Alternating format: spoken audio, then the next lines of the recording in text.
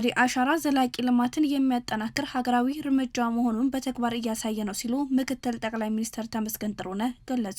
ምክትል ጠቅላይ ሚኒስትር ተመስገን ጥሩነህ በማህበራዊ ትስስር ገጻቸው ባሰፈሩት መልእክት አረንጓዴ አሻራ ዘላቂ ልማትን የሚያጠናክር ሀገራዊ እርምጃ መሆኑን በተግባር እያሳየ ነው ሲሉ ገልጸዋል። ምክትል ጠቅላይ ሚኒስትሩ ባሰፈሩት ጽሁፍ የአረንጓዴ አሻራ መርሃ ግብር ችግኝን ከመትከል ባለፈ የተፈጥሮ ሀብትን የመጠበቅ የማልማትና የዘላቂ ልማታችን መሰረት የሚያጠናክር ስትራቴጂካዊ ሀገራዊ እርምጃ መሆኑን አስታውቋል። ክለውም ባለፉት ዓመታት የተከናወኑ ተግባራት ኢትዮጵያ በራሷ አቅምና በዜጎቿ የጋራ ጥረት የተፈጥሮ ሀብቷን የመጠበቅና ማልማት እንደምትችል ያረጋገጡና በአየር ንብረት ለውጥ ምላሽ ረገድ ለሌሎች ሀገራት አርአያ የሚሆኑ የወል ስኬቶች መሆናቸውን አብራርተዋል።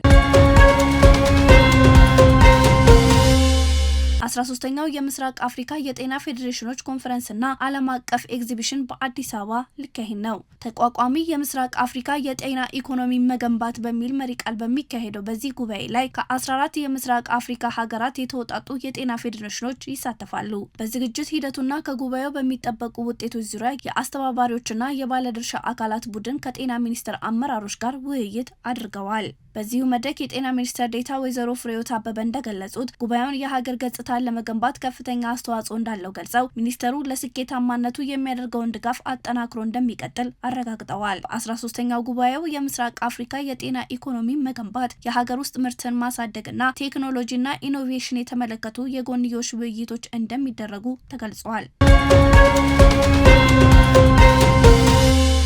በዘንድሮ የመኸር ወቅት ከ729 ሚሊዮን ኩንታል በላይ ምርት ለማግኘት ታቅዶ እየተሰራ መሆኑ ተገለጸ። በዘንድሮ የመኸር ወቅት በሀገር አቀፍ ደረጃ ከ729 ሚሊዮን ኩንታል በላይ ምርት ለማግኘት ታቅዶ እየተሰራ መሆኑን የግብርና ሚኒስቴር አስታወቀ። ሚኒስቴሩ እንዳስታወቀው በዘንድሮ የመኸር ወቅት ሰብል ልማት በሀገር አቀፍ ደረጃ 22 ሚሊዮን 366459 ሄክታር መሬት ላይ በማልማት 729 ሚሊዮን 629617 ኩንታል ምርት ለማግኘት ጥረት እየተደረገ መሆኑን አስታውቋል። እስካሁን ባለው የእርሻ እንቅስቃሴ 20 ሚሊዮን 479413 ሄክታር መሬት የታረሰ ሲሆን ከዚህ ውስጥ 17 ሚሊዮን 658586 ሄክታር መሬት በዘር መሸፈኑን ገልጸዋል። በ2018 እና በ2019 ምርት ዘመን በኩታ ገጠም እርሻ ለማልማት ከታቀደው 19 ሚሊዮን 4527 ሄክታር መሬት ውስጥ እስካሁን 9 ሚሊዮን 753728 ሄክታር መሬት በዘር መሸፈኑን ሚኒስትሩ አስታውቋል። ከ2019 የትምህርት ዘመን ጀምሮ ተግባራዊ የሚደረጉ 11 የስራና ተግባር ትምህርት የሙያ ዘርፎች ስኬታማ እንዲሆኑ በትኩረት መስራት እንደሚገባ ተገለጸ።